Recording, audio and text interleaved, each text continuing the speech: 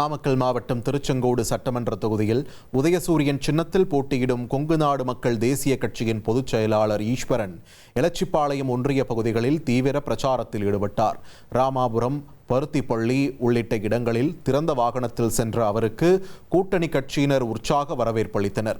பிரச்சாரத்தின் போது பேசிய ஈஸ்வரன், மல்லசமுத்திரம் ஒன்றியத்தில் இதுவரை இல்லாத வகையில் சாலை வசதிகள் மேம்படுத்தப்பட்டுள்ளதாக குறிப்பிட்டார்.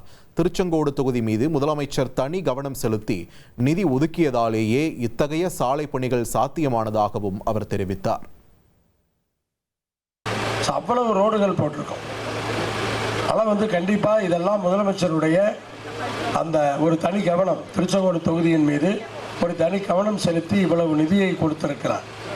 அப்படிப்பட்ட முதலமைச்சருக்கு அவருடைய அந்த செயல்பாடுகளுக்கு அங்கீகாரப்படுத்துகின்ற வகையிலே உதயசூரியனிலே வாக்களிக்க வேண்டும். இனி செல்லும் இடமெல்லாம் செய்தி. தந்தி டிவியின் வாட்ஸ்அப் சேனலை ஃபாலோ பண்ணினா செல்ல இருக்கும் இடமெல்லாம் செய்தி.